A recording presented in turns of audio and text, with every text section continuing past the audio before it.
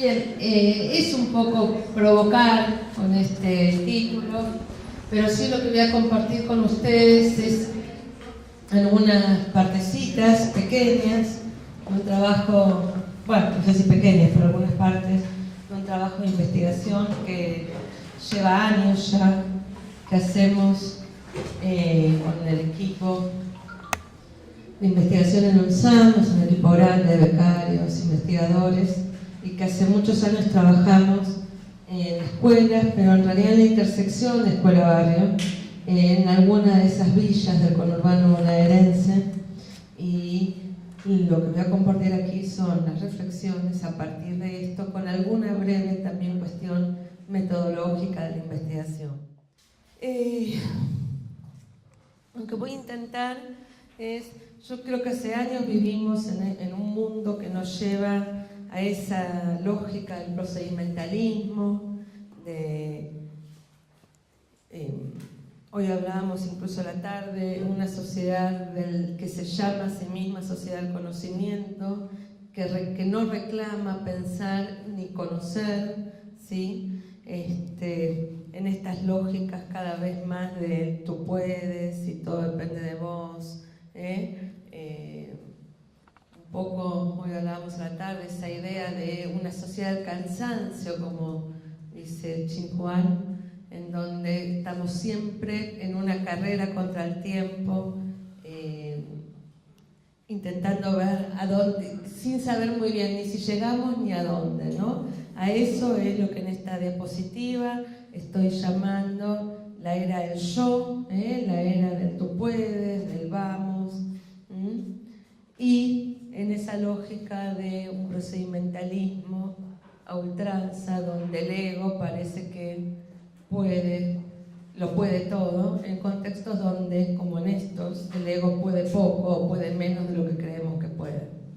Ahora, en ese lugar, y acá es por eso que yo estoy hablando del lugar escuela, en ese lugar hacemos escuela, en ese espacio de la vida social, en estos tiempos sociales, hacemos escuela, y la pregunta entonces, en torno de la que voy a intentar conversar hoy, es en cuál es ese lugar escuela, especialmente en estos barrios, aunque no creo que sea solo en estos barrios.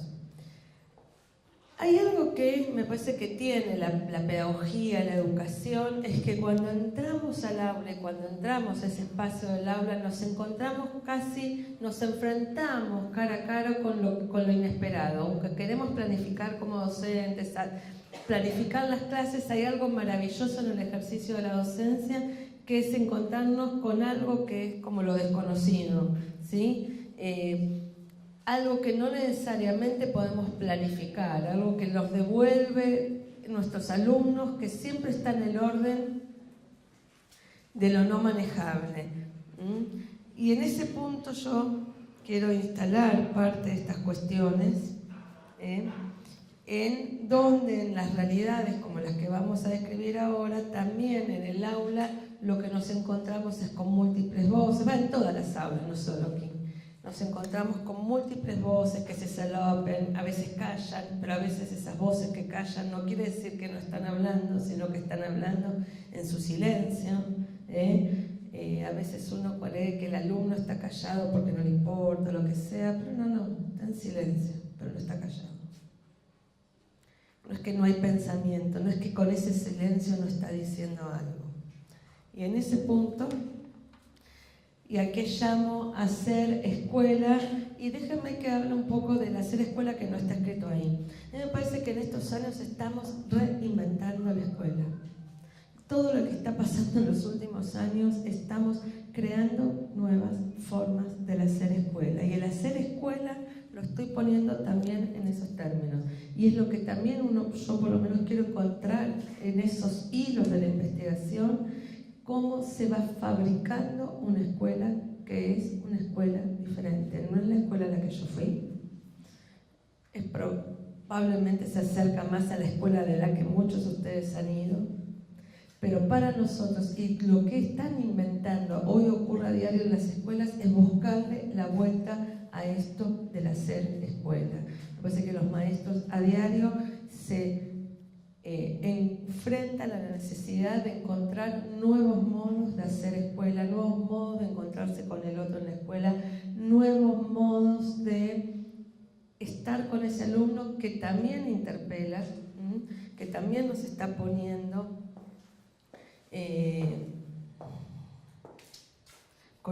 con la pregunta de, bueno, ¿qué es enseñar hoy? ¿Qué es ser docente hoy? Yo creo que realmente en la investigación nos encontramos con muchas más respuestas a eso. Y lo digo esto en un contexto en donde la escuela o no tiene prensa o tiene mala prensa. Y lo que a mí me parece en los últimos años cada vez más, que si uno hace investigación, se encuentra con esa escuela que no tiene prensa, pero que hace mucho por hacer escuela, que hace mucho por que sus estudiantes estén allí y algo interesante pase en su seno. No es verdad que todo lo que acontece en la escuela no sirve para nada. Si uno mira la televisión, la escuela es lo peor que nos estaría pasando. Sin embargo, cuando uno se acerca a las escuelas, y probablemente muchos de ustedes estén allí, yo creo que nos encontramos con otras cosas. Eso no quiere decir que las escuelas y ese hacer escuela hoy no está ocurriendo en una especie de malabarista. Muchas veces, y a eso está refiriendo toda esta Filmina, muchas Filminas viejas, toda esta diapositiva, está ocurriendo en ese vaivén sin hamaca que están muchas veces las escuelas, en ese vaivén sin hamaca que los docentes están teniendo que resolver 20.000 cosas a la vez y no siempre teniendo sobre qué recostarse. Muchas veces les achacamos a las escuelas aquello que en realidad no es responsabilidad de cada escuela individual. Y esto por eso dice esa suerte de hacerse vivir, y cuando digo hacer escuela en los bordes, claramente ahí ya me estoy refiriendo a las escuelas que viven, que están dentro de los barrios más empobrecidos de nuestras ciudades, que enfrentan a diario un sinnúmero de cuestiones, un sinnúmero de realidades que se solapan, que no necesariamente son malas, porque muchas veces tienen que ocuparse, ¿no?, de la comida, del pizarrón, de que la puerta no tiene picaporte. Entonces, no sé ustedes en qué escuela trabajan, etcétera, pero a veces tener picaporte en la escuela es una acción titánica. Una vez el director de la escuela me dice, no, yo solo te quiero agradecer por lo que han hecho.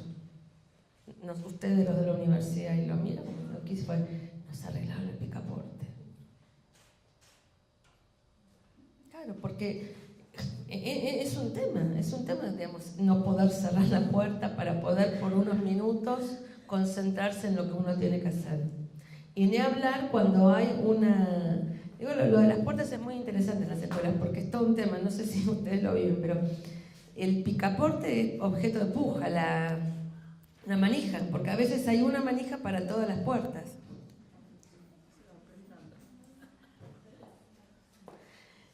Por eso digo, porque son cosas a veces mínimas, y en el medio de todo eso resulta que el docente viene y te dice, no, lo que pasa es que yo lo que tengo que hacer es enseñar. Claro. Lo que tiene que hacer es enseñar. Y la preocupación siempre termina siendo esa. Incluso cuando queremos hacer algunos talleres, etcétera, me dicen, sí, vos podés hacer el taller que quieras, pero garantizar que los alumnos aprendan algo.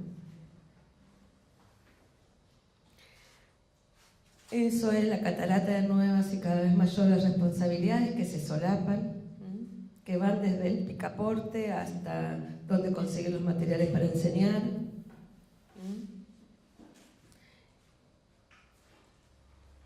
Y esa suerte de responsabilidades múltiples que atraviesan la vida de las escuelas. Ahora, yo acá, ¿con qué se encuentran? Este es un fragmento de una entrevista. Esta villa, este barrio en el que yo trabajamos, es una de las tantas barrios, asentamientos que están en la zona de José León Suárez, y probablemente este es un programa de televisión que ustedes vieron, de alguna de las tantas, este es mi barrio, esta es mi villa. En este caso se trata de un periodista, entrevista a cartoneros, pero en el momento en que el cartonero entra, esta zona de barrios está justo enfrente del relleno sanitario, o sea, de donde va toda la basura de toda la región metropolitana de Buenos Aires. Entonces programa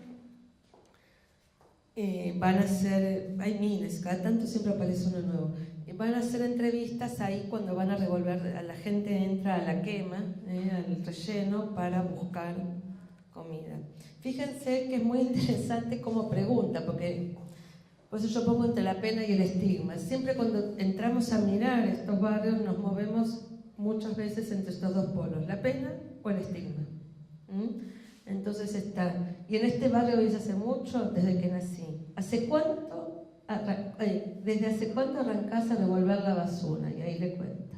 ¿Cómo es? Fíjense lo que le pregunta. ¿Cómo es vivir para vos en un lugar tan sucio, tan peligroso, donde hay enfermedades, animales, con su hijo, la panza? ¿Qué quiere que le conteste? ¿Qué le vas a contestar?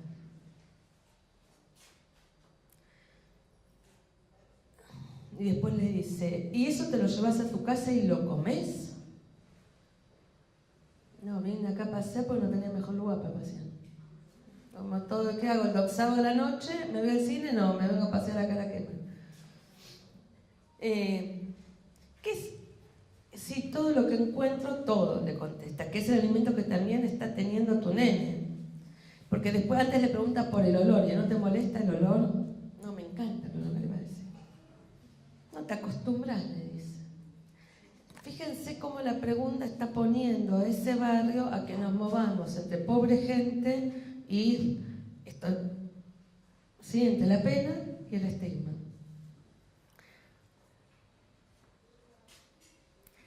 Después hay otra forma de tratar al otro. ¿Sí? Lo que estoy intentando aquí, que no lo comentaba antes, que puse siempre el otro, es justamente cómo pensamos ese otro, cómo nos acercamos a ese otro, ¿sí? Cómo lo nombramos, cómo lo vivimos, cómo lo sentimos. Incluso cuando le pregunta por el olor, en esa imagen del video hasta podés estar oliendo lo que ese periodista está diciendo que huele. Y entonces ya es como que olés a sucio. Aquí hay otra mirada, que ya no es aquella del estigma y la pena, sino que tiene que ver más como una romantización de la pobreza, ¿no? En que eso es más propio, si quieren, de los sectores más progresistas, que aquí esa idea de estetización del sufrimiento es de Susan Sontag, que era más bien una intelectual. ¿Y qué es lo que ella plantea? Que con esta forma, fíjense que es lo mismo, pero miren esta foto. Esta casi que parece una foto, ¿la ven aquí? Es un atardecer que si te perdés un poquito parece que estás en Miami mirando un atardecer, ¿sí? Esta idea ¿sí? Entonces ya no es como una mirada romántica de la pobreza. Pasás de me da pena, solo lo oriento, a una forma que es casi como el héroe, o y que estás llevando la basura también, como una. Aparte, incluso están estas fotos, antes de publicarlas, suelen como photoshopearlas, digamos, ¿no? Entonces quedan con esa imagen así de un atardecer, ya no es esa imagen estigmatizante. Pero que también aquí hay algo también romántico, que también es una forma muy particular de ver ese. No, lo que pasa es que es pobre, pero mira cómo se la banca, ¿no? Y todo eso. ¿Qué es lo que dice Sontag que hay aquí? Perdón, y en esa foto que se me pasó lo que ella plantea aquí, a mí me importa recuperarlo, porque lo que ella dice es que esa estetización lo que hace es estetizar el sufrimiento hasta saturarlo. Una imagen que ocurrió hace ya 2 años, creo que fue la del chico inmigrante en la playa, ¿se acuerdan? Que también es esa imagen que lo que hace es saturar el sufrimiento, ¿no? Entonces ya no hay ni pobre, sino que queda en esa estética que satura incluso satura la imposibilidad misma de la condena. Y ahora sí, lo que ella está hablando allí es de que se produce una gramática, una ética de la visión, de cómo leemos al otro, de cómo lo pensamos al otro, cómo nos paramos frente al otro.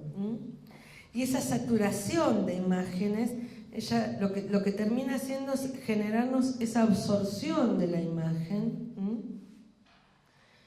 que nos hace pensar cómo contamos, cómo vemos, cómo nos vemos y cómo nos contamos historias acerca del otro.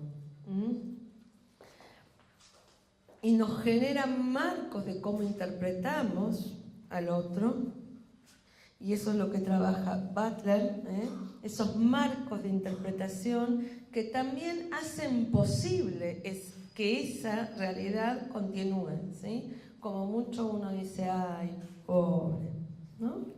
Y seguimos andando por las autopistas. Ahora, lo que me importa a mí aquí seguir en la discusión, entonces, es cómo entrar a investigar escuela, hacer investigación en las escuelas desde otro lugar.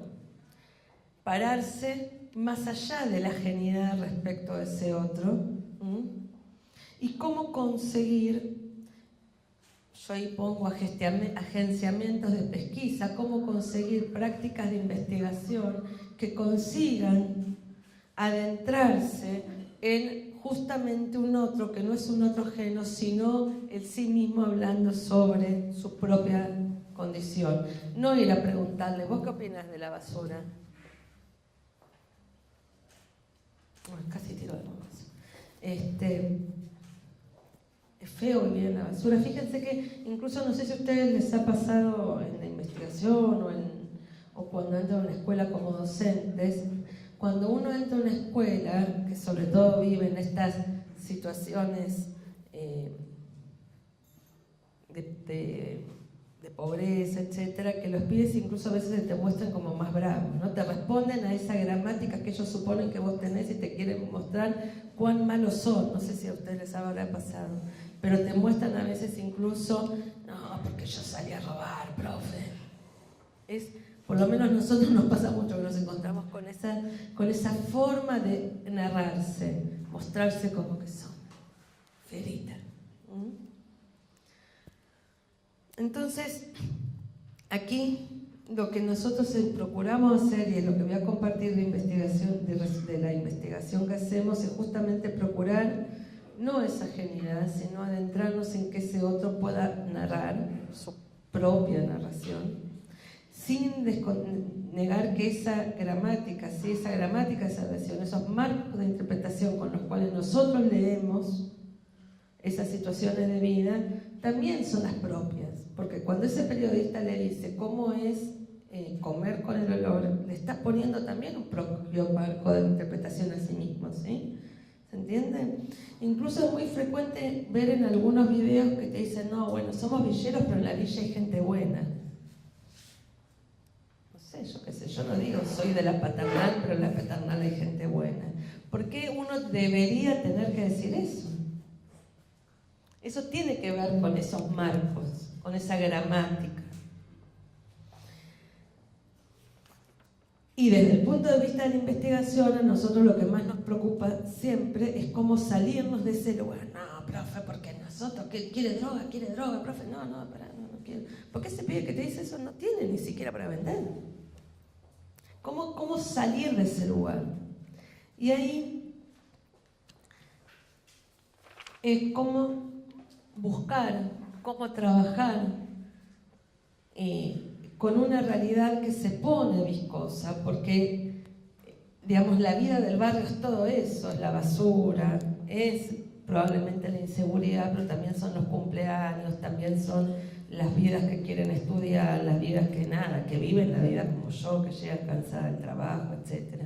Entonces la pregunta es justamente, primero, ¿cómo no buscar o cómo renunciar a una investigación o a una mirada que quiere explicarlo todo en esas vidas, que quiere encontrar una respuesta que totalice la vida y que permita darse cuenta de lo viscoso, de las capas, de cómo se van armando esas realidades, en donde lo que se entremezcla es todo eso? Yo lo digo desde la investigación, pero quien hace docencia en las escuelas también constantemente tiene que poder entender que esa realidad se solapa en múltiples realidades, que no es una, la cuestión de cómo se vive en las villas, en los barrios más pobres, etc. Y aquí, y lo que voy a ir ahora, es, por ejemplo, cuando yo digo esto de las fisuras, las luchas, las contradicciones, es muy frecuente encontrarse pibes que quizás sí salen a chorear, pero están en la escuela. Fíjense que en ese punto no es ese que roba no está en la escuela. No siempre se oponen esas cosas, no siempre. ¿Y cómo entendemos esa realidad? ¿Cómo entendemos que puede ocurrir las dos? No se oponen. Y que vos tenés ese alumno ahí.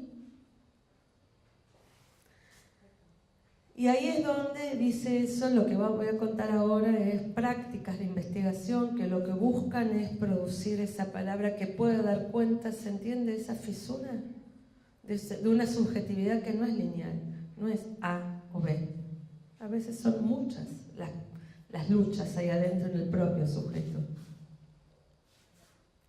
Y ahí es donde lo que voy a ir a compartir de a poco son prácticas de producción artística, pero que son a la vez prácticas de investigación, que lo que procuramos a través de esa producción es encontrarnos con una posibilidad de palabra que pueda en sí mismo no ser coherente. Cuando uno va a la entrevista, el entrevistado muchas veces te contesta en la línea de lo que estás preguntando. Lo que buscamos aquí es algunas prácticas, y vuelvo a ponerlo, también se lo puede poner como prácticas pedagógicas, para quien no esté haciendo investigación, que procure justamente explorar otros significados, que procure encontrarse con otra palabra, y como dice aquí, ¿qué es descentralizar la mirada? Descentralizar la propia mirada sobre el barrio. Yo siempre cuento cuando la primera vez, esto habrá sido en 2004, que me acerqué al barrio, venía con esta idea de que la escuela no sirve para nada, que los pies se aburren, que no la quieren, bueno, de todas estas cosas, ¿no? Aparte, como soy pedagoga crítica, mucho más, ¿viste? Que los pedagogos críticos vamos a la escuela y si podemos, la hacemos Nico. Me paro en el patio esperando hablar con la directora y una alumna, tenía 8 o 9 años, 2004 ya, hace mucho, me dice, ¿vos quién sos?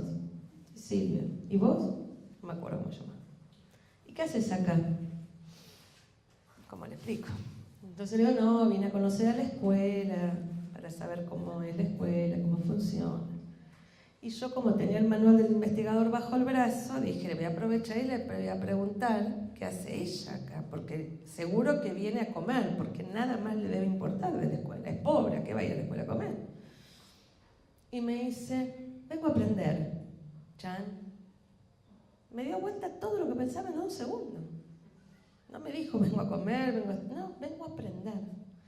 Yo esta escena la cuento porque fue, creo, la más importante de mi carrera o mi investigación, porque me encontré con una alumna que en 1 minuto y medio, en menos de un segundo, dio vuelta a todo lo que yo pensaba y me dijo a qué iba a la escuela y para qué estaba la escuela ahí. Dio por tierra muchas de las escrituras que hemos tenido, de los escritos, etc. Van a comer. Quiero decir que también los manuales de investigación dicen que la información se satura. Vieron que uno hace una entrevista, hace otra y se repite la información. Se saturó. Si yo le pregunto a cualquier pibe a qué va a la escuela, tarde o temprano te dice que va a aprender. Bien. Y eso, ¿por qué cuento esto? Porque tiene que ver con descentralizar la propia mirada. O sea, para poder acercarse a ese otro, lo que entendí ese día, que iba a tener que correrme de cómo yo estaba pensando esa escena. Y aquí, entonces, aparece esa idea de relatar lo otro. Lo otro en el sentido de cualquier otro, en donde nos permita acercarnos a entender cómo es ese otro, que no es como yo creo que es. y que me permita acercarme a ese relato del otro, pero sobre sí. ¿Se entiende? Pues si no lo seguimos conversando después. No que sea mi discurso el que construya el otro, sino que sea ese habilitar modos de palabra en donde ese otro aparezca en la escena. Y por eso también es esa idea que yo antes decía, más allá de la genialidad, porque entonces tengo que renunciar a mi propia, digamos, a buscar descentralizar la mirada, pero también necesito modos de investigación que permitan un trabajo más colectivo. Y allá vamos. A ver. Esta es una foto, son dos fotos tomadas en el barrio. Es el mismo pasillo. ¿Ven el pasillo aquí? Estas chicas están saliendo del pasillo. Si yo les sacaba ahí la basura, las pibas están, fíjense lo que decía de lo múltiple, ¿no? Lo uno, lo múltiple, el otro. Esa multiplicidad. Fíjense, si uno mira el barrio, ¿con qué te encontrás? Con dos pibas que están texteando, enviando WhatsApp. Podría ser cualquiera de nosotros. Atrás con un pelotero o con un inflable. ¿Ven allá atrás? Y en el medio la basura, que es un clásico porque no hay recolección de la basura. Y en el otro medio, también los cloacales, porque tampoco hay cloacas. Pero fíjense que no nos encontramos con alguien ahí que va apesumbrado por la vida, que no le importa nada, etcétera, etcétera. Nos encontramos con dos pibas que están texteando, que podrían ser esas realidades que se van solapando y que hacen a ese hacer escuela, a esa escuela en los barrios. Por otra parte están yendo a la escuela, vieron que está la mochila. Aquí también, ¿qué tenemos? Un pibe, un nene de jardín, ¿lo ven acá? El pintorcito, que está jugando. Bueno, juega con la basura, está jugando. Quizá aquí, fíjense, no hay ni estetización, no hay estigmatización, hay esas realidades múltiples que son las del barrio.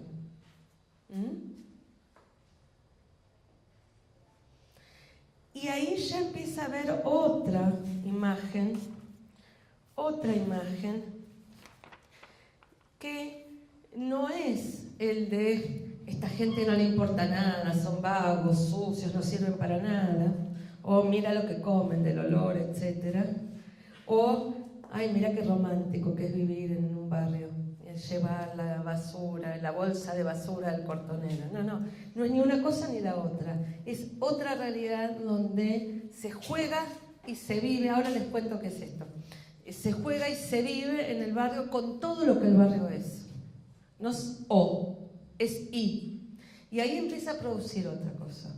Fíjense, acá estas son todas frases que pusieron los chicos en la escuela cuando empezaban a hablar de su barrio.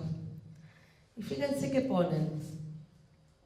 Si me preguntás si me iría del barrio, digo que no, porque hay que mejorarlo. Es tranquilo el barrio. ¿Uno esperaría que una villa alguien diga que el barrio es tranquilo? No. Puente, alegría, feliz, naturaleza, negocios. Espera que quiero buscar una cosa. Bronca.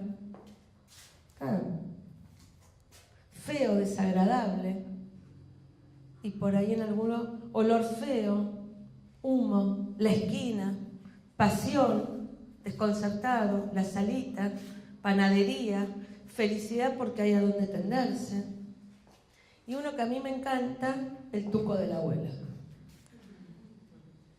Porque todo eso ocurre. Y ya es otra imagen cuando ese otro empieza a relatar su propia historia.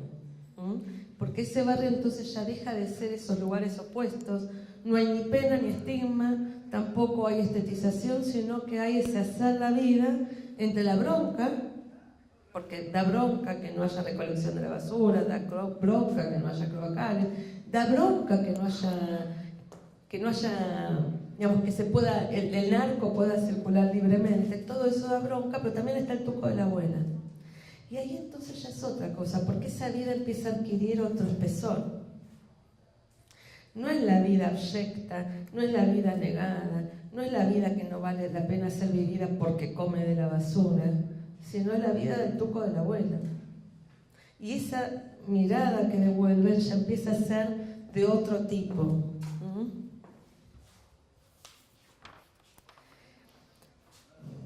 Esto, nosotros hace 10 años hacemos videos, este año cumplimos 10 años de hacer videos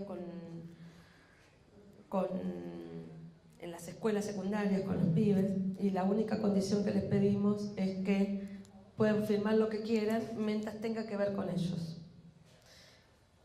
Este video no voy a pasar después otro video. Fíjense, no sé si se ve la foto, quizá la luz me ayuda, pero este es el zanjón repleto de basura. Este es un nene en un triciclo con un globo. Fíjense que cuando empiezan a sacar fotos del propio barrio, el barrio es otro. Por eso pasé las fotos primeras, ¿sí? Aquí lo que tenemos es un niño jugando con colores, en medio, sí, al lado de un zanjón contaminado. ¿Y qué dice una de las alumnas cuando habla de ese video? Dice, lo que estamos mostrando es lo que hay en La Carcova, que es el nombre de este barrio. Estamos mostrando algo, como algo escondido, que había ahí, que nadie, ningún gobierno, nada se hizo cargo de eso. Que no existe, porque para la gente, o sea, para la gente con plata, como que La Carcova no existe. Como que es un basural donde vivimos nosotros. Y no es así, porque ahí nos criamos. Hay gente, hay vida, hay chicos, hay amistades, hay amistad, hay vida, hay flores, hay pelea, hay amor. Y entonces después dice, es romántica la vida. Es romántica la pelea, es romántica la vida. Y ahí en realidad dice la vida, pero en la primavera nos puso románticas, profe, ¿sabe? Nos dio mucho amor, esto ocurría ya en primavera. Fíjense cómo nombra, y acá empieza a aparecer otra forma de ese otro, ¿sí? De ese relatar lo otro. En donde dice, nos dicen que es un basural, claro, porque si es un basural, la gente es basura. Pero no es así. ¿Y cómo siguen? Fíjense, después en otra parte dice, todos piensan que La Carcova es un lugar contaminante, que ahí vive gente rara por ser de ahí. Pero no es así. Yo soy de ahí y no soy rara, soy recopada. Porque esas otras imágenes claramente ponen al otro como un raro, ¿no? Como un otro objeto, como otro que viene un basural, como un raro, que como mucho y quiere hacer alguna tarea de solidaridad, darle de comer, etcétera, etcétera. A ese otro que no merece aprender porque es raro. Pero ella dice, no, yo soy de ahí, soy rara, no soy rara, soy copada, soy mal, diría, soy un normal, hubiera dicho cualquiera de nosotros, soy como cualquier otro. Y este ejercicio lo quería compartir porque es un ejercicio que hicimos que queremos mucho.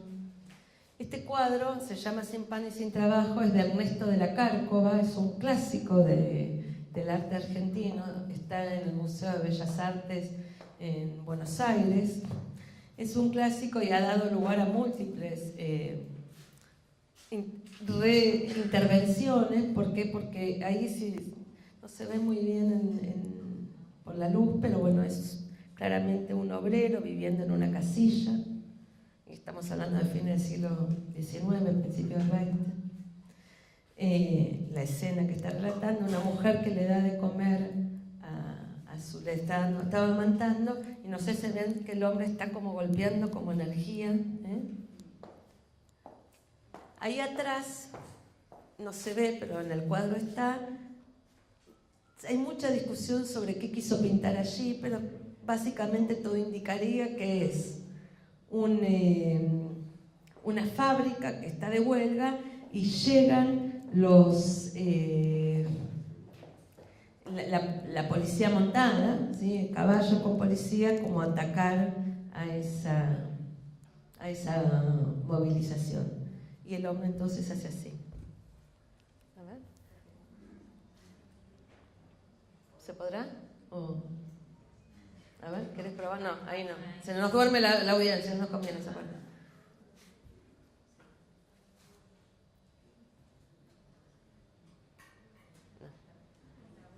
No. Ahí no pasó nada, pero ponela porque a ver si todavía... Bueno, ya. Ahí. Bueno, tampoco nos estaría ayudando demasiado. Pero bueno, el cuadro se llama claramente Sin pan y sin trabajo y nos recuerda a todos estos tiempos aciagos que estaremos viviendo. Ya está, con esto ya está. Bueno, ¿qué le propusimos? Bueno, como vieron, el barrio en donde trabajamos son una villa al lado de la otra, son miles y familias que viven en toda esa zona de Suárez, de José Lón Suárez. Pero por esas cosas pasa una calle que lleva el nombre de este pintor, Ernesto de la Cárcova, y fue asumiendo el nombre Cárcova. En general la gente que no conoce el barrio le dice, corrige a los vecinos y dice, no es Cárcova, es Cárcova, y la gente la mira con cara de Cárcova. Bueno, pero entonces en el onomástico de Ernesto de la Cárcova tuvimos con otros equipos de arte de la universidad, fuimos trabajando con los estudiantes y lo que hicimos fue intervenir este cuadro, o sea, imprimimos el cuadro y les llevamos el cuadro para que lo intervengan. Lo que voy a compartir aquí es una intervención o dos de cuadro, es ahora lo hablamos, y un video, que lo vamos a ver después de hablar de este cuadro, que lo que hicieron también, se pusieron a jugar con el cuadro, con la profesora de Ciencias Sociales, que aparte le gusta el teatro, y empezaron a, ¿cómo se dice el teatro? Cuando uno improvisar. Y entonces a partir de esa improvisación hicieron un guión, que es el videíto que vamos a compartir en un rato, es muy interesante, por lo menos para mí. Fíjense, ahí...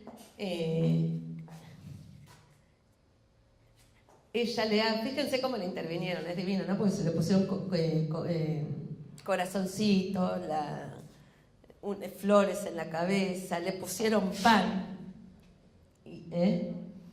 y ahora y libros, y le pregunta la señora, la mujer al hombre, le dicen, ¿qué estás pensando? Y la respuesta es, en nuestra pobreza, vieja. Y ahí golpea. Pero fíjense que tampoco es una casa donde no hay libros. Le ponen los libros, o sea, ahí no es que hay ausencia de cultura, ¿no? Lo que uno diría la alta cultura, etc. Le ponen libros a la escena y le ponen pan. Lo dejo con encina porque no la fumiga y ahora sí te fulmina.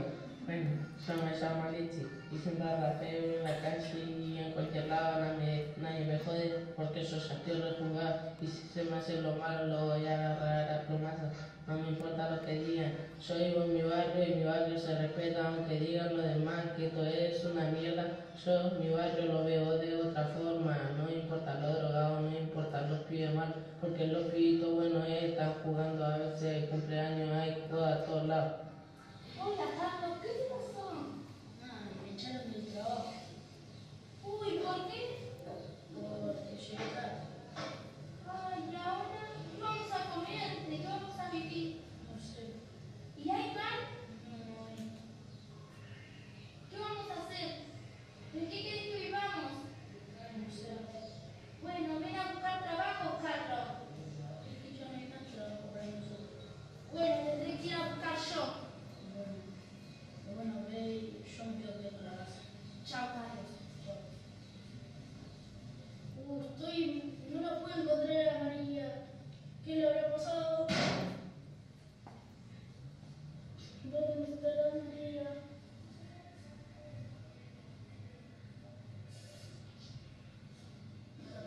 ¡María! ¿Qué le ha pasado? María, despierta, María. Despierta, María.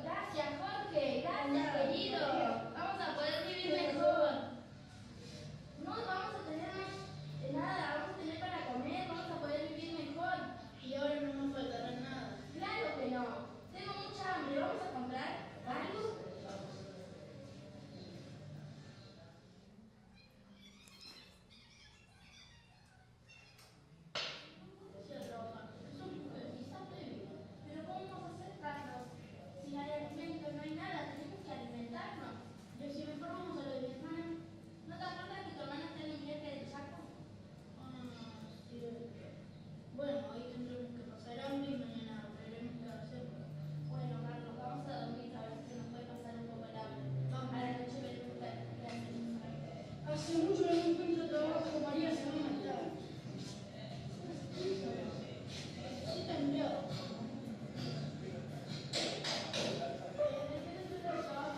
Señora, de carpintería y no otra cosa.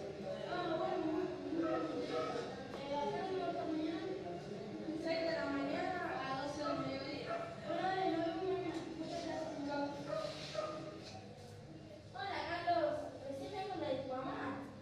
¿Por qué no estás contento? Porque conseguí trabajo. En una fábrica. ¡Ah, qué bueno, Carlos! ¡Vamos a festejar!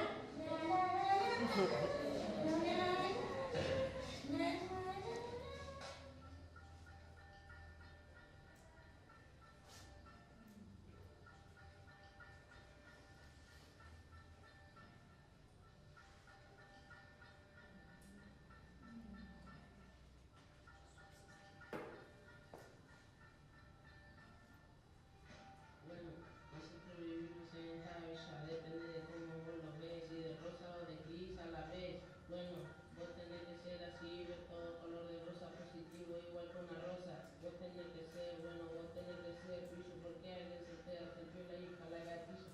Bueno, cada vez, acá en el barrio hacen cumpleaños, joda cada rato cuando vos salís a la calle a caminar, los pibitos jugando a la pelota nada más. Bueno, bueno, no sé qué les... Después me dirán ustedes cómo bien o qué piensan. Yo cada vez que miro este video le encuentro más tonalidades, más cosas que me olvido. Fíjense al final como dice, depende cómo es el barrio, si lo ves todo rosa, todo gris o gris y rosa. En un momento también fíjense que hablan de situaciones trágicas. Vamos a dormir, así pasamos el hambre. Y se vuelven de repente sociólogos, de los más especializados, y dice, ya no hay trabajo para nosotros. Y a la vez devuelven, se ponen contentos porque encuentra trabajo de cartonero. Jamás uno se lo hubiera pensado que ser cartonero es un trabajo, y se ponen contentos. Esa mirada que tenemos del pobre cartonero adquiere otra tonalidad, otra densidad. Y así probablemente podríamos seguir, y los invito a que en un rato conversemos y sigamos, ¿no? A mí me parece que aquí fíjense cómo aparecen las tonalidades, ya no dan pena, tampoco están romantizando la cosa, ¿no? Ya no es el héroe pobre que anda por ahí en el atardecer. Ahora logran hablar de situaciones trágicas en ese lugar que es la ironía, en ese lugar que es también el pasarla, y ponen palabra a una realidad que todos vemos, pero siempre vemos de otra manera. Y ahí es donde, ahí dice, ¿no? Uno, digamos, cualquiera de nuestros estudiantes en los barrios, bueno, en general y en estos barrios en particular, que justamente sobre los barrios cae la mirada abyecta, la mirada negadora, la mirada como mucho de la pena. Alguna vez alguien me dijo, bueno, pero algo hay que hacer por estos chiquitos, algo hay que hacer por estos chiquitos. Algo. Entonces, claro, claramente los jóvenes en todo esto, lo que nos encontramos en estos relatos es que se saben mirados así. Por eso Nair, que es la que pone esa frase, dice, yo no soy rara, todos creen esto, pero ahí vive gente. No es basura.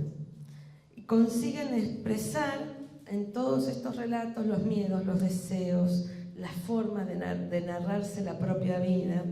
Y vuelvo a poner aquí que lo que nos encontramos es con esas tonalidades de la vida. Y cuando uno se encuentra con estas tonalidades de la vida, ya uno no puede pasar tan largo, ¿no?, por la autopista. Y hay una cosa también de contarla, ¿no? Ese relato que escribieron de contarlo a los demás también es lo que ponen después de producir el video. Y ya voy a ir cerrando para abrir a la conversación, que supongo que va a ser más interesante que la presentación. Lo que me parece aquí, y lo que intento en esta idea de la posibilidad de lo común, me parece que cada vez más la escuela es el único lugar en el que tenemos nosotros de encontrarnos con otros, de encontrarnos con lo otro. Cada vez más vivimos en ciudades, cada vez más vivimos solos, cada vez más digamos, en el mundo de la conexión, en el mundo de la digital, en realidad nos conectamos menos, nos tocamos menos, nos olemos menos, nos sentimos menos, y me parece que ahí es donde, y no está acá en esta diapositiva, pero sí lo quiero poner yo, es donde la escuela cada vez más es el lugar para encontrarse con lo otro, con el otro, para pensar alguna posibilidad de construcción de lo común que no involucre la negación del otro, sino el estar y construir con otros.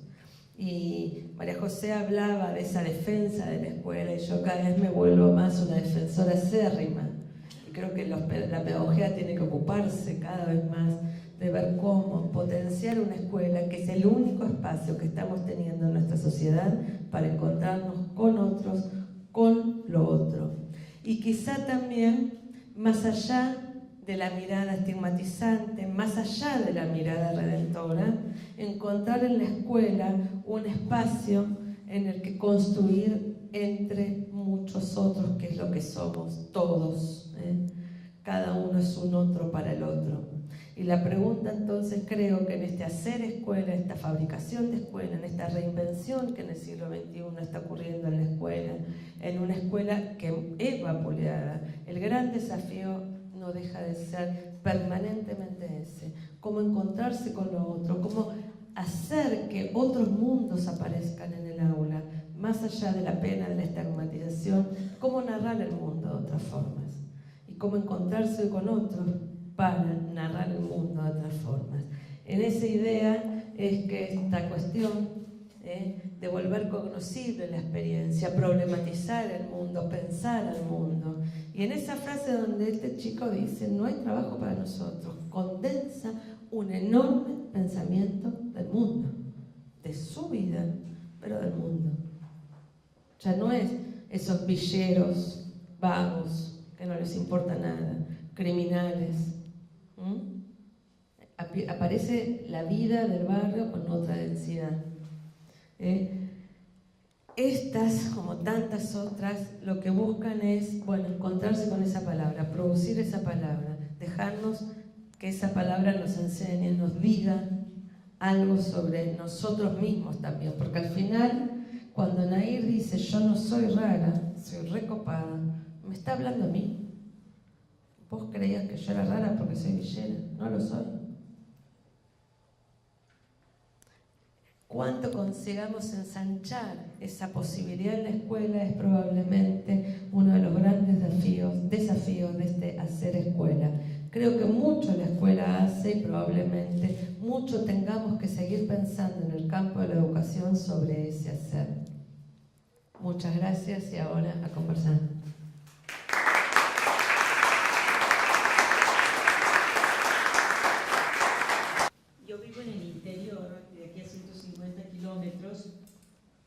En una ciudad que tiene 35, 37 mil habitantes, ¿no? Y en el último tiempo la ciudad ha sufrido un gran retroceso en cuanto al proceso de urbanización. Y yo vivo en el centro, en la parte comercial, pero a 6 cuadras hay un barrio que se inició, comenzó con el nombre de barrio de Nylon, porque eran tierras fiscales que les dieron, la gente prácticamente las tomó, después les dieron posesión, y no tenían cómo cobijarse del frío, del calor, de nada. Entonces pusieron 4 palos, 4 parantes y nylon, y después buscaron unas chapas. Bueno, ahora intentan urbanizar, por lo menos pasar la máquina, y viven rodeados de basura. Rodeados de basura, ¿no? No pasa el recolector, muchos chicos que no van a la escuela, y es una realidad que está al lado de mi casa. Mis hijos han estudiado, mi nieto va a una escuela privada, pero a 6 cuadras. Yo veo esa indefensión en la que viven total, y la indiferencia total.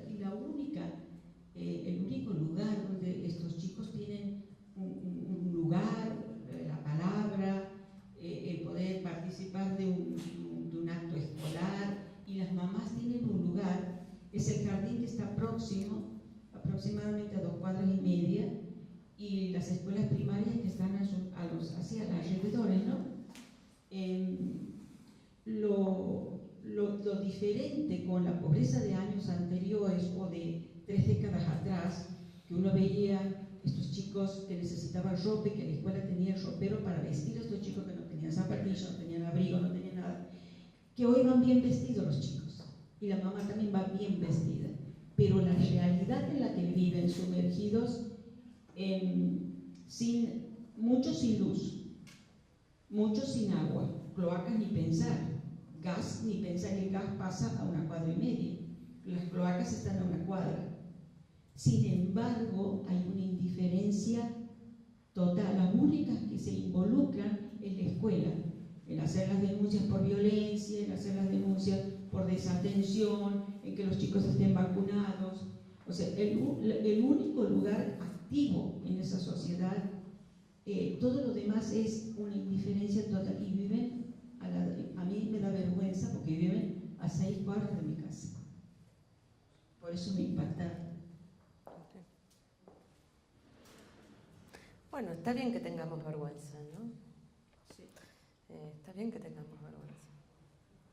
Algo de eso, digamos, está bien que sintamos vergüenza porque a 6 cuadras de nuestra casa. Un sentimiento digno nuestro, ¿no? Sentir esa vergüenza.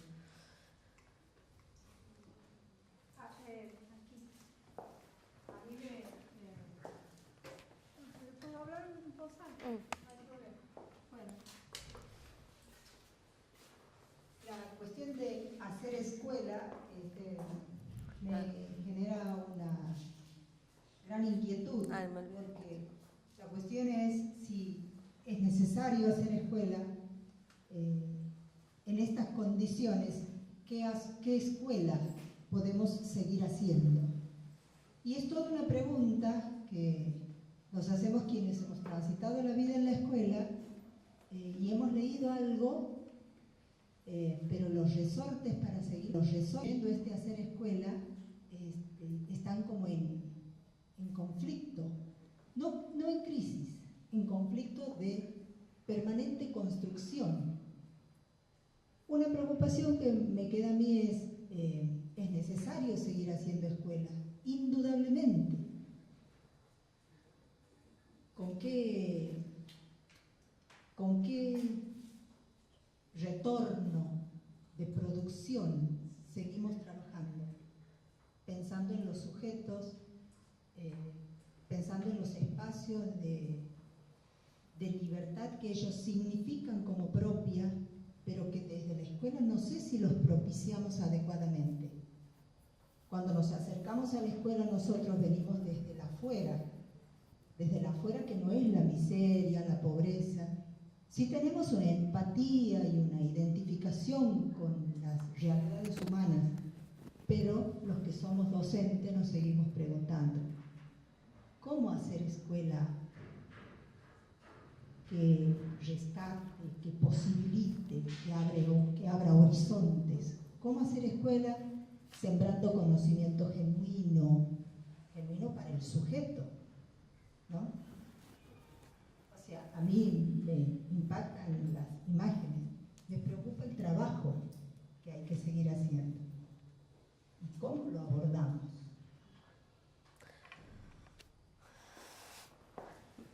Déjame que esa última diapositiva, imagen, se me pasó de comentarle, quizá hay una punta ahí. Esta es una foto que tomó un alumno desde la escuela y fíjense que le pone buscando una salida. Cuando le preguntamos por qué eso es la escuela, me dice, ¿no? Buscando una salida.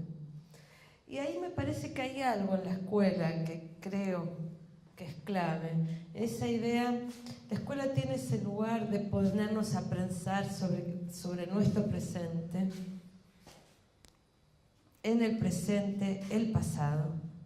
Y ahí me parece que habilitar alternativas de futuro. Un poco lo hablábamos ayer, a la tarde creo, hoy. Y me parece que una de las cuestiones que pesa sobre los barrios es la inexorabilidad de esa condición. Es como una miseria condenada a esa imagen de miseria. Y cuando uno empieza a abrir el futuro con sus alternativas, y eso lo hacen todos estos estudiantes y todas estas fotos, fíjense que en ningún momento están pensando su propia vida como una vida de miseria. Interesante. Es absolutamente y terriblemente injusto que las cloacas terminen, es cruel que las cloacas terminen a media cuadra. Es más, si uno quiere saber cuándo empieza una villa, tiene que preguntar hasta dónde llegan las cloacas. Ahora, nunca en los pibes hay pensamiento de la propia vida como una vida miserable. No se encontraron en ninguno. Y les digo que 10 años haciendo videos, nunca esa imagen. Entonces yo creo que, y por otro lado, debo decir que me parece que las escuelas y los docentes, es increíble la cantidad de cosas que sí están haciendo. Creo sí, insisto, en condiciones terriblemente crueles. Tener que estar peleando por un picaporte es de una crueldad inusitada. Ahora, eso no quiere decir que allí no esté pasando nada. Y en la escuela pasan muchas cosas, pasan estas cosas. Y ahí me parece que, por supuesto, hay algo que yo pasé un poquito largo y es otra cuestión que no me detuve y que daría para toda otra conversación, es la propia experiencia traumática del propio que enseña allí. Claro, tenés que bancártela porque se te mueren los pibes, se te mueren a veces electrocutados por las malas conexiones de luz. Hay que bancársela. Y hay una cosa que claramente hay en la docencia en los barrios, es un tramitar esa experiencia traumática. Eso que yo pongo de la palabra no es una cuestión de detalle. En 2006 creo que hicimos un taller con maestros y les pedimos que hagan unas maquetas del barrio.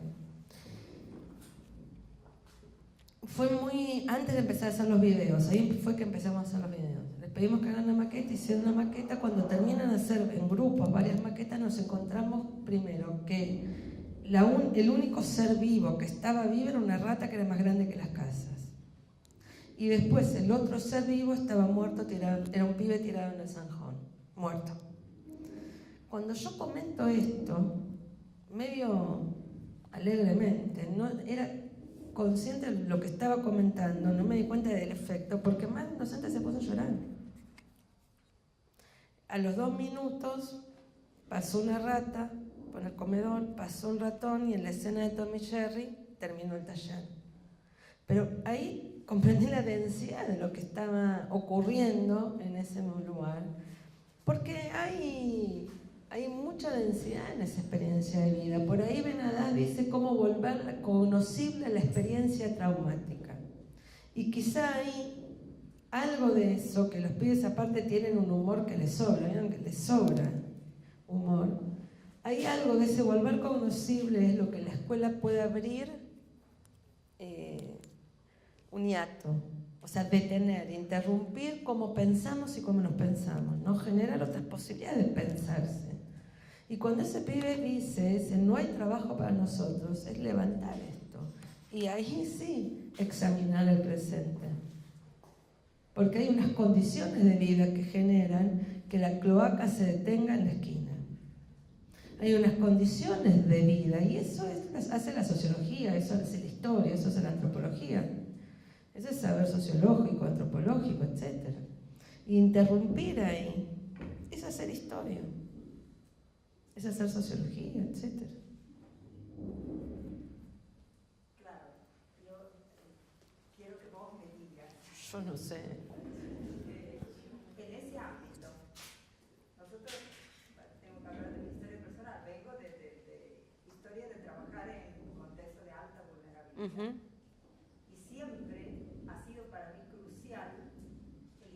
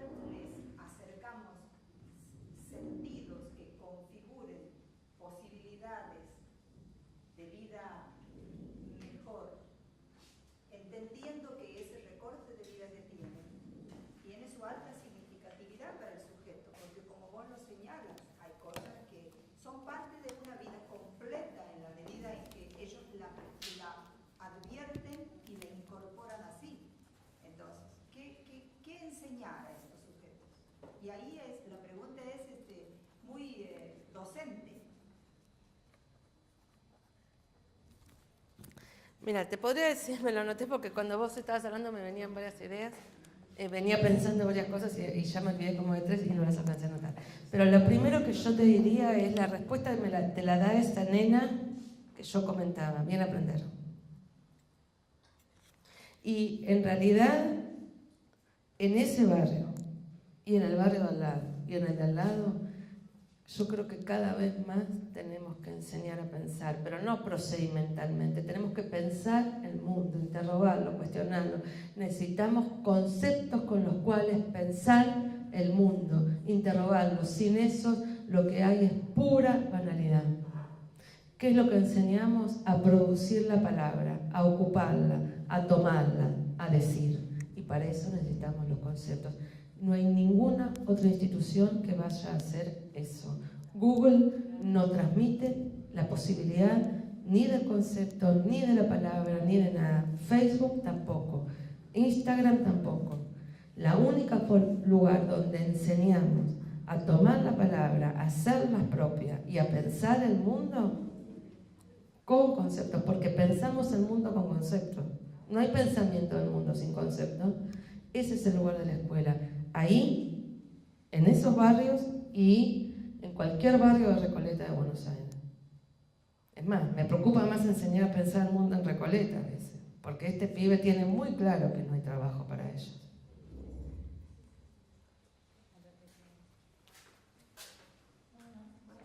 Buenas noches. Yo creo que lo que decía... Ay, apréndelo porque lo apagué. Bueno, buenas noches. Buenas noches.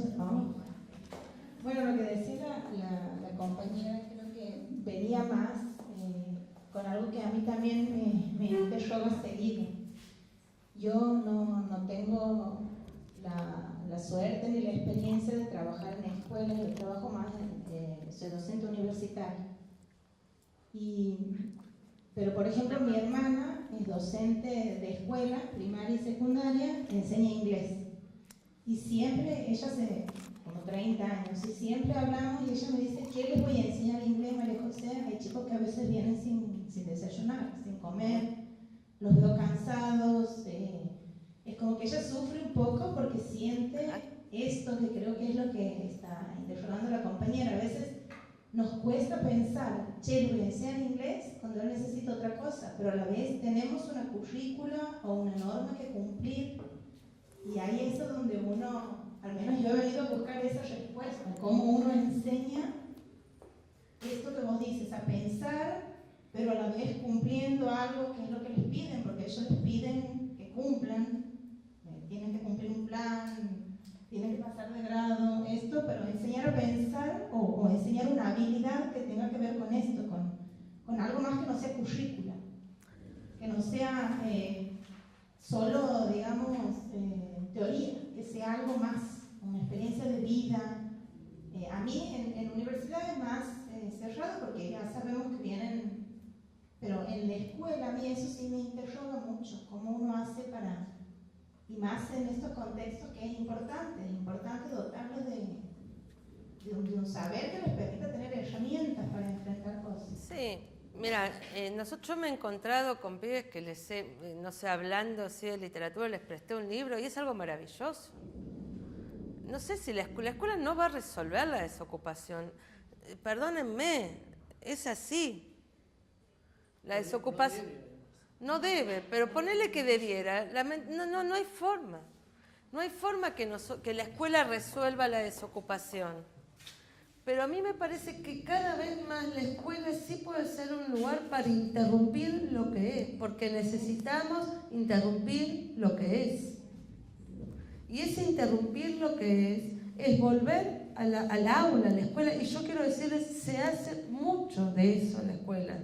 No es que yo estoy diciendo que la escuela tiene que hacer algo que no está haciendo. Yo me encuentro permanentemente con situaciones de aula, con situaciones de escuela, en donde justamente la escuela interrumpe el mundo de lo dado. Y qué sé yo, es maravilloso ¿Ustedes no disfrutan de leer un buen libro? Te puedo asegurar que estos pibes también. Todo el mundo disfruta de leer un buen libro. Y la escuela es ese lugar. Lo ha sido desde que se ha creado en tiempos modernos. La escuela es el primer contacto con la lectura. Probablemente si yo les pregunto, ¿dónde leyeron el primer libro? Cualquiera se va a acordar de alguna maestra. Y es realmente maravilloso. Mi libro favorito hoy sigue siendo Dylan Kifke, que lo leí en 3er grado con mi maestra Eti. Y es mi libro favorito. Y probablemente ustedes, cada uno tiene un recuerdo de eso. Y es algo maravilloso. Entonces, y eso tenemos que seguir haciéndolo incluso en los barrios más empobrecidos. Porque como me dijo la nena, van a la escuela a aprender. Por supuesto que hay cosas que se vuelven de una crueldad infinita. De una crueldad infinita. Que claramente tenemos que tener vergüenza de que haya pibes que lleguen sin haber desayunado. Es terrible. Y la escuela sí se ocupa de eso. Pero no es verdad que solo da de comer. O que la única opción es dar de comer. Yo creo que la escuela hace mucho más y tiene que hacer más.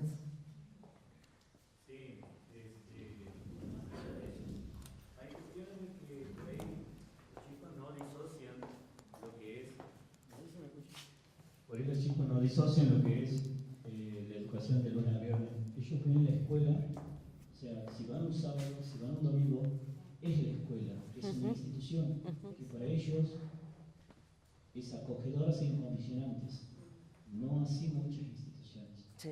Entonces, yo tengo la posibilidad de ver que solamente la escuela en Latinoamérica alberga, acoge, protege y le da ese pensamiento de esto es momentáneo, resguardar, tolerar, que si sigues así, tu situación va a ser otra. Depende de vos el futuro, pero es la que alberga, acoge y protege. A nosotros nos ha tocado bandadas de inmigrantes, donde como funcionaban allá, aquí lo hemos tratado de aplicar por el hecho de que ayuda a la escuela y se los ha vinculado con el entorno a través de las escuelas. Muchas veces los chicos de villas, es cierto de que dicen, mi villa es re tranquila, pero cuando dicen de qué villa son, porque nadie se le ocurre aclarar que Villa La Angostura es re tranquila. ¿Entienden? Entonces, ese es el paradigma, esa es la marca que han aprendido a tener. Pero, o sea, por ejemplo, nosotros, yo muchas veces visito Villa La Angostura y hay veces que visito la Villa 31. La Villa 31 se llena de santiagueños. Y cuando te escuchan la tonada, es el tuco de la abuela. Sos parte de la historia que cuenta la abuela cuando vivía en Santiago, o el tío, ¿entiendes? Y la mirada es otra. Hay veces que Don Bosco, no sé qué barrio de Don Bosco, pero perdón por conocerlo, hay veces que nosotros nos invitan para que nos enseñen, nos hagamos jugar bien al niño, y es como comentas, no te dicen, chicos de 11 años, 10 años, no te dicen que les sale algo, no, te dicen, el lunes me voy a desintoxicar. Bueno, ¿entiendes? Vos lo mires y te das cuenta que no sabes, pero ellos repiten para dar su marca, decir, este es mi lugar. Entonces, eso yo he logrado ver muchas veces, porque en Buenos Aires las escuelas son establecimientos. En el norte, muchas veces, las escuelas son ranchitos, aún más chicos que la casa del que va a la escuela. Pero está en el saludo del docente, en la caricia, en donde dice, esto es transitorio, hay esperanza de que nosotros vamos a agrandar la escuela y que ustedes van a mejorar. Sí, a mí hay una sola cosa que quiero decir de lo que te estaba escuchando, que yo no creo que haya que enseñar a aceptar nada. No, creo que sí, probablemente enseñaría a pensar todo, pero a aceptar nada. Yo no puedo dejar de decirlo. Y enseñar todo. Incluso enseñar operaciones matemáticas de lo más complejas, aunque vos me digas que quizás no va a trabajar, eso no importa. Como decía mi abuelo, el saber no ocupa lugar. Digo, hay algo de eso, de ese ejercicio del concepto, del pensar, que siempre va sedimentando, va dejando cosas, va dejando marcas. Y por otra parte, ¿qué es lo propio del humano sino contarnos historias? Si hay algo que la humanidad hizo desde que se inventó a sí misma, fue esa capacidad de contarse historias. Y la institución que está contando historias y que puede enseñar, la única, insisto, la única que puede enseñar a contar historias es la institución educativa, incluso en la universidad. Ser contrabandista de la memoria. Ser contrabandista de la memoria. Y ahí es donde estamos. Por eso digo, y es más, creo que cuando nos contamos historias, aceptamos poco y nos preguntamos por todo. Y yo, si me preguntaran qué es lo que para qué enseñar, para preguntarse todo, ¿verdad? Más y más. Insisto, creo que se hace mucho, pero lo que quiero levantar aquí no es un otro sobre quien uno tiene que operar la pena, sino más bien un otro que se sabe un otro. O sea, que como un sujeto que no es raro, que es recopado, que va a aprender. Y cuando uno pone a contar historias, pone ese otro a contar historias, lo que empieza también es a construir una idea que hay otro futuro, que el futuro en realidad es lo único que no está dado. Porque lo que nos estamos cada vez más convenciendo que el futuro ya está, ya fue. No hay nada por hacer más que aceptar lo que viene. Y en realidad lo que necesitamos más bien es abrir el futuro, desestabilizarlo, como dice Rawls. Entonces ahí es donde me parece que la escuela, interrumpir, parar, ¿vieron? Cuando uno dice, bueno, para la mano. A ver, detengámonos a pensar. Es interrumpir lo que es. Yo creo que es esa cada vez más la tarea de la escuela. Eso que va rápido por la autopista, detenerlo en la escuela. Y probablemente muchos de ustedes son docentes y nosotros estamos aquí, ahora, a esta hora de la noche, haciendo esto, deteniéndonos, interrumpiéndonos. Ayer, incluso mientras todo explotaba por los aires que estábamos en clase, en un punto decíamos, bueno, el aula es ese lugar donde uno se aísla, se interrumpe y se dedica a pensar. Y eso es lo propio que somos nosotros los humanos. Eso, contarnos historias, pensarnos, pensar, etc. Y eso es, creo, parte de lo que más necesitamos en esta ser escuela, no menos, más.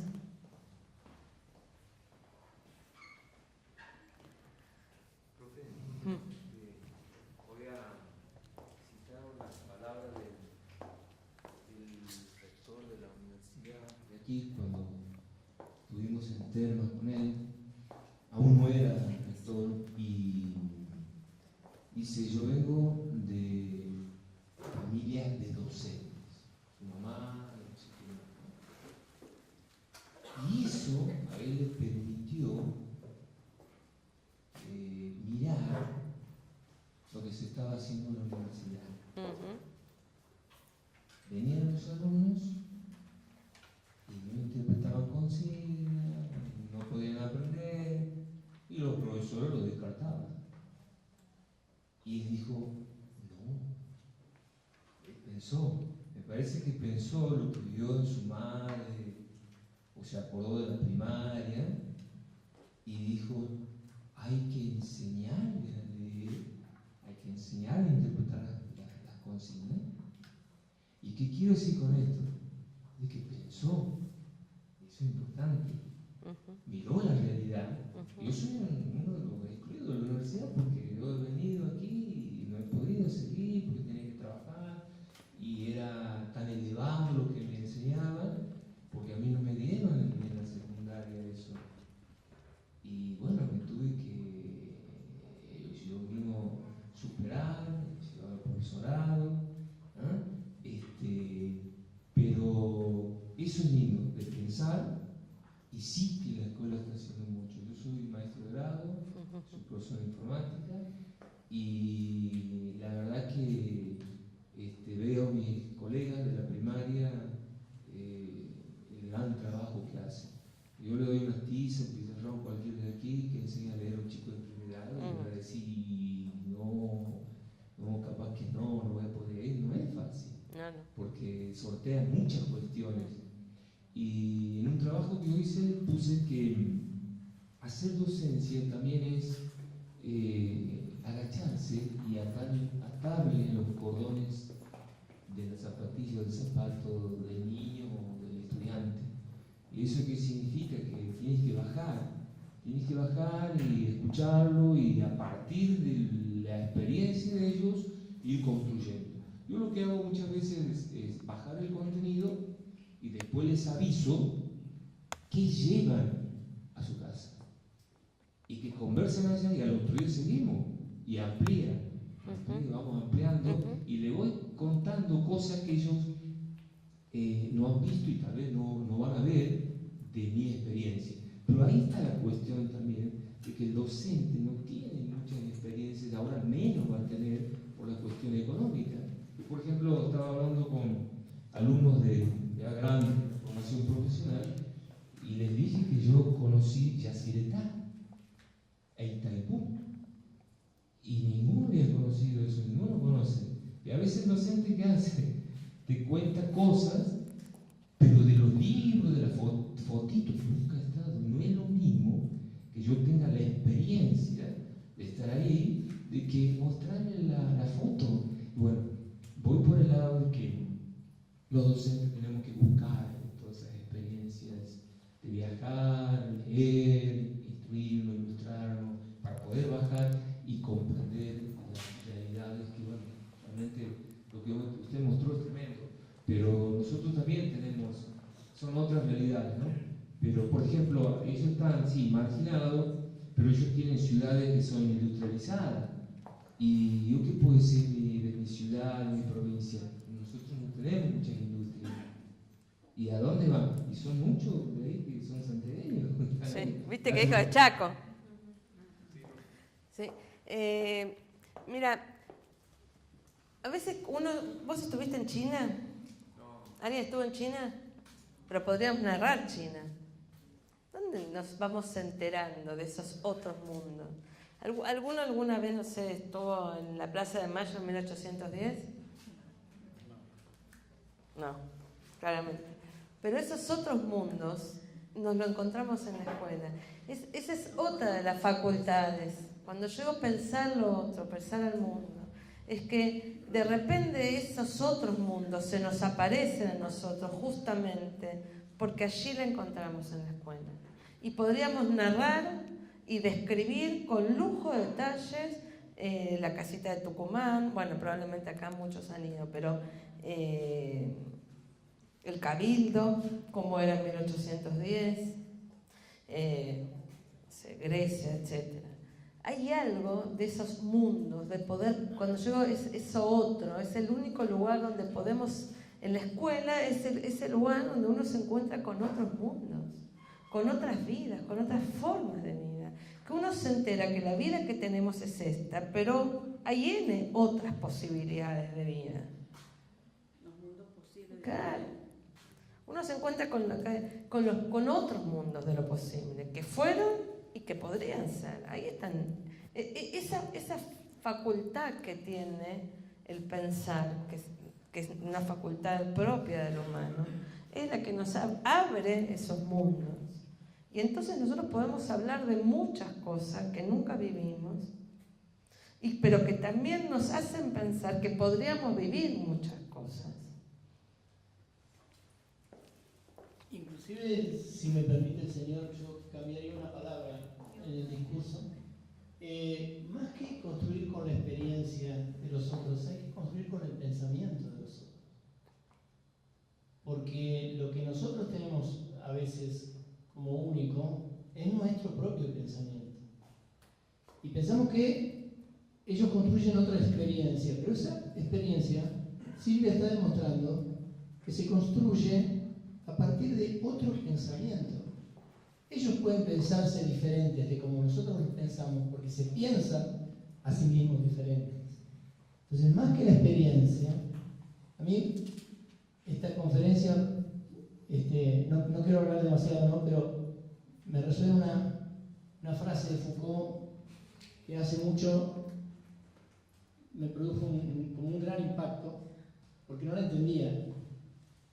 Foucault le dice a una periodista francesa: ojalá fuera posible, cito casi de memoria, ojalá fuera posible, como en las ciencias naturales, entender en las ciencias sociales que nunca salimos de lo teórico. No. ¿Qué dice este señor?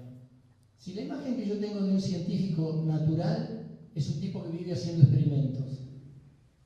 Bueno, allí me puse a estudiar un poco a los físicos y lo menos que hacen es experimentos. Viven discutiendo y pensando. Y tiene razón Foucault. Tendríamos que pasar, nosotros que somos de las ciencias sociales, de la educación, a entender que nunca salimos de lo teórico. Que no es, la educación no es para resolver problemas concretos, es para enseñar a pensar. Eso es maravilloso, lo que ellos están pudiendo demostrar en el barrio. Y sobre todo que esa gente puede pensar como cualquiera de nosotros, ¿no? Gracias. A mí me ha chocado un poco lo que ha dicho el señor, cuando ha dicho que son marginados. Nosotros los marginamos, porque los vemos tal vez en desventaja o porque creemos que viven el día, pero ¿cuántos nos ponemos a observar a esa gente? Yo al frente de casa tengo gente que vive en un ranchito o en casillas, y yo del otro lado, y vivo en una casa bien, pero yo me pongo a observar y ellos se ríen realmente a carcajadas. ¿Cuántas veces nosotros nos reímos de la manera que ellos se ríen sanamente? Ellos se ríen mucho más veces al día que nosotros, y nosotros estamos mirando la tele, viendo si aumenta el dólar, si qué ha hecho Macri, si qué ha hecho la Cristina, ¿sí? Pero hacer docencia, el verdadero docente tiene que ir y dar clases y convencer y conquistar al alumno de cualquier manera. Yo soy química, y química se da hasta en las escuelas más humildes, y yo no puedo decir no voy a ir a enseñar química porque los chicos vienen sin comer o porque no les interesa, porque a la mayoría no le interesa tal vez química, pero para eso he estudiado y para eso estoy enseñando, estoy frente de un aula y tengo que buscar el modo de llegar a los chicos y ganármelos y poder enseñar y que terminen su cursado aprendiendo algo, por lo menos, de mi materia. Sí, me hiciste acordar cuando nosotros construimos un laboratorio en la escuela, la UNSAM, la universidad construyó un pequeño laboratorio en la escuela porque ahí empezamos a desarrollar análisis ambientales, ¿sí? De contaminación, etc., y lo hacemos con los pibes en la escuela. Y lo que nos sorprendió mucho, bueno, en realidad yo como buena cientista social, cuando veo un experimento me fascina, me parece como algo mágico, ¿no? Y a muchos nos pasa eso, decís, mira, pongo me muestran en el microscopio, le iba a decir microscopio, en el microscopio uno se algo, wow, no te puedo creer, porque es como una cosa mágica, ¿no? Pero claro, ahora lo que me acordaba es que hay un pibe que estaba bordeando la ley, pero viene a la escuela, va a la escuela, y en el laboratorio seguía los experimentos, había que regar las plantas y tomar muestras y medir cosas. Era el primero que estaba ahí tomando todas las mediciones, y el que sigue estando. Y fascinado con lo que estaba aprendiendo de química, de biología, de lo que sea que estaba aprendiendo ahí, que yo no entiendo nada. Si eso le cambiaba o no en algo, si le cambió, yo creo que sí, pero no quizá en el sentido que uno espera que. Si consiguió trabajo con eso, no lo sé. Y probablemente no, porque ya tenemos a un gran sociólogo en el video que dijo no hay trabajo para nosotros. O no hay ese trabajo que uno imagina. pero que esa experiencia, de esa experiencia del laboratorio y todo lo que implicó hacer ahí y lo que aprendió ahí, seguro lo afectó, le impactó, le hizo algo, no tengo duda, como a todos nosotros, ¿no? Sí, no tengo duda. Así, porque solo valga eso, ¿eh? Yo lo que me quedo pensando en el desafío de lo que has dicho de descentralizar la mirada. Nosotros trabajamos en un colegio céntrico, deberíamos hacerlo de Recoleta, digamos, la mirada de Recoleta que planteábamos. No tanto me preocupa el adolescente, que nosotros estamos trabajando en proyectos de intervención sociocomunitaria, tratando de abrir el aula a los contextos cercanos a los chicos en donde se vive de manera diferente, con todo una impronta del carisma, un cariño religioso. Sin embargo, me preocupa lo que vos contabas, el desafío que es esto de nosotros y ellos, o sea, todo el tiempo, claro, el hecho de, y que digo, no me preocupa tanto al adolescente, sino a nuestros propios colegas. Porque si yo tengo un adulto que sigue sin poder salir del estigma, de la pena, es lo que le transmite a los chicos, al grupo de los adolescentes. Entonces, el desafío es cómo lograr esos quiebres, ¿no?, entre los propios docentes, estoy pensando primero, y que hay toda una movida en el colegio con esto de las intervenciones. Y podés pasar alguno de estos videos, están en YouTube. Estaba pensando en preguntarte esto, que sería interesante poner en mi villa de TN y poner lo otro, ¿no? Sí. O sea, hacer como un contraste de cómo plantean los medios esta pena y el estigma, y qué es lo que dicen ellos. Cuando te escuchaba, me acordaba, ¿se acuerdan de Susanita de Mafalda? Que ella juntaba plata hacia las fiestas para comprar arroz y esas cosas que comen los pobres. La pena te lleva a eso. El estigma te lleva al miedo. La romantización te lleva a idolatrar algo que vieron que los pibes nunca hacen, digamos, me da bronca, digamos, ningún pibe en el barrio va a narrar su barrio como un lugar así estetizado en sufrimiento, con el atardecer, no, te ponen al pibe jugando en medio de la basura. Y te muestran al pibe jugando en medio de la basura. Y compone otra imagen. Y ahí es cuando uno siente vergüenza. Que está bien. Ahora, me parece que eso que vos decís, porque entonces ahí uno se encuentra con un otro, con un ser humano, con un sujeto, con una persona, no con alguien que te da pena y juntas arroz, sino con un otro. Muy interesante estos videos en ese punto, porque ahí aparece el otro, enterito. Claro, el otro es un sujeto, una persona. No alguien que hay que comprarle arroz. Y eso es lo que incomoda. Yo digo, estos videos y todo esto siempre tiene que producir incomodidad, vergüenza. ¿Por qué? Porque ya no se trata de ese que te da pena, pobrecito, mirá, bueno, juntemos alguna de ropita para... No, sino con un sujeto que no es raro, que es recopado, y ahí empezás a hablar de igual a igual. Quizá el gran desafío de la docencia, de la educación y de estas prácticas es cuando te encontrás con un otro que no te amenaza, que no lo nega, ¿no? Y que te bancás, porque hay que bancarse, verlo en su integridad, en su persona, que es un sujeto, un otro diferente o no tanto. Y quizás lo que duele es que no es tan diferente, es tan persona como yo. O tan diferente como todos. O todo diferente como todos. La doctora Irene Basilachi, pues. Sí. Suerte de estar en el CEIS muchos años, viviendo en Buenos Aires, y justo ella tiene su equipo de trabajo en metodología de la investigación. Sí.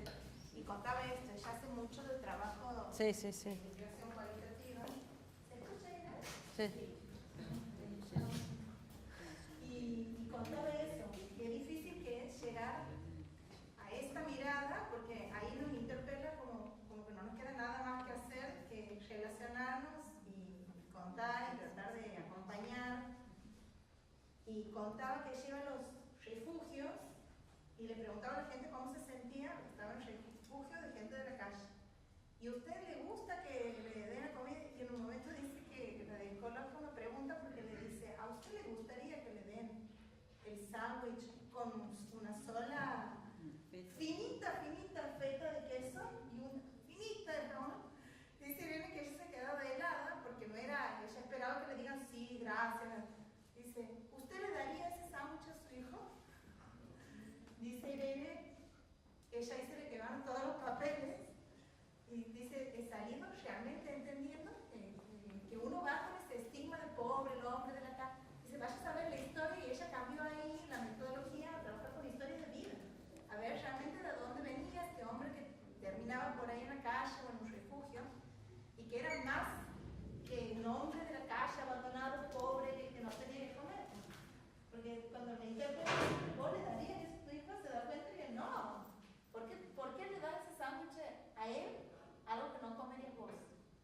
Okay.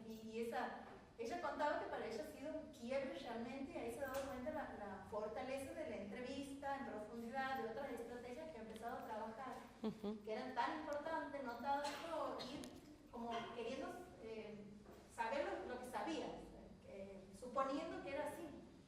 Ella ahí se da cuenta, dice, ahí me doy cuenta que realmente es otro sujeto, un objeto que hay que construir desde la mirada de ellos, de lo que ella, y no con los estímulos que uno va llegando. Eso sí es verdad. Creo que es tan importante esa parte, porque ¿quién le daría a un hijo? Uno le da lo mejor, ¿no es cierto? ¿Por qué al otro puede recibir eso? Creo que eso habla de la sensibilidad de la doctora Basilachi y de los investigadores de las cuestiones sociales. Ella posibilitó la vuelta de un muchacho que tenía SIDA y que vivía ahí en un hueco, ahí en la avenida 9 de Julio, y lo había entrevistado muchas veces y cada vez empeoraba, la policía lo perseguía y demás. Entonces cuando ya estaba muy enfermo le preguntó cuál era su última voluntad, qué era lo que más deseaban, volver a la banda. Entonces el equipo le pagó el pasaje y lo trajeron para que muriera aquí en su lugar. Ella lo contaba y decía la sensibilidad que producía el trabajo con esta gente y el apasionamiento que despertaba en ellos, no solamente entrevistarlos, sino poder ayudarlos dentro de sus posibilidades. Carlos es el muchacho que Mira. La banda es aquí un lugar. Sí, ya sé. La banda es la segunda ciudad. Tierra fuerte de cantores. Soy porteña, pero no tanto. No tanto. No. Sí, y hay múltiples historias, ¿no? Esas experiencias son como la Elena que me dijo, vengo a aprender, ¿no? Y hay múltiples. Sí. No soy estudiante ni docente, pero yo vivo en un barrio, una zona baja, un barrio bajo. Y quiero decir algo que estoy de acuerdo con el señor, que me parece que la gente que dicen carenciados, me parece que son los más aptos para generar un pensamiento crítico que la gente que tiene todas las oportunidades en la mesa. Sí. Pues yo vivo a diario Sí. cómo vive esa gente, porque me pasa como ella, que yo vivo en una casita más o menos mejor que la de ellos y veo a los niños jugando a la basura, corriendo, jugando a la pelota, como decían en el rap. Nosotros vemos la basura, pero ellos no. No, la gente no le gusta vivir entre la basura, les prometo. A nosotros nos pasa el camión de la basura por la zona, no hay cloaca ni nada de eso, pero nos pasa el camión de la basura. Pero tienen esta cultura ellos todavía de tirarla en la calle, todavía la tiran. Está el camión de la basura, pero es una cuestión de costumbre a mi ver. Pero yo los escucho discutiendo de política, de economía, de cosas que capaz que en la casa de mi abuela católica, con todas las posibilidades, no se discuten. Y me asombra cómo gente que se supone no tiene oportunidades, no tiene la capacidad porque pobrecitas no tienen que comer, tienen más capacidad para ver a su alrededor y generar un pensamiento crítico y un análisis más profundo que todos nosotros que estamos aquí, que hemos ido a la universidad, que capaz que ingenieros, licenciados, hasta un mismo, capaz que hasta un filósofo o un sociólogo. Entonces me parece que desde la escuela tienen que tratar de fomentar eso. Sí, yo creo que la escuela debe hacer bastante de eso. El otro día un estudiante del equipo que trabaja en la 1114, que es famosa la 1114, del Bajo Flores, esa sí es en Capital, se estaba analizando unas entrevistas que hizo con egresados y como que la escuela no enseña, yo qué sé, yo miro la entrevista y la alumna terminó la escuela secundaria y dice, no, terminé el CBC para medicina, me costó, me demoré, pero terminó el CBC para medicina. Es maravilloso lo que hace la escuela. Terminó el CBC, el agua para medicina, y es una piba que sale de la 1114. No puede ser que la escuela secundaria, la que fue, no hizo nada. Algo le tuvo que haber enseñado. O una inteligencia ya superlativa, o algo le enseñó la escuela. La piba decía como con pena, no, me costó. Y sí, ¿qué querés? ¿A quién no le cuesta? El CBC de medicina caen como postes caídos, o sea, queda más de la mitad que en el primer cuatrimestre. Yo coincido con algo que decía Ricardo, y me parece que el ellos y el nosotros, ahí hay algo que operar en cómo pensamos esto. O nos pensamos todos como otros, que al final es lo que somos, o es muy difícil pensar en el otro, porque yo soy un otro. Y eso es lo que dicen todos esos textos que estaban por ahí, ¿no? El otro soy yo. Sí, es verdad que hay gente, grupos sociales, que solo podemos sentirnos avergonzados de cómo miles y miles viven en condiciones de terrible injusticia, y todo indica que esto va a seguir ocurriendo. Sí. Shame must be, dicen los ingleses, ¿no? Claro, sí. De acuerdo. Es una frase también de Primo Levi, ¿no? Siento vergüenza por lo humano. Claro que hay pensamiento, sobra pensamiento. Y lo que tenemos que garantizar que haya más, porque si no, el enemigo, como decía Benjamin, no va a parar de vencer. Benjamin decía, y si el enemigo vence, ni los muertos estarán tranquilos. Y algo de eso es la lucha en la que estamos. Y la escuela está en medio de esa lucha, nosotros estamos en medio de esa lucha. Así que bueno, no sé. Gracias.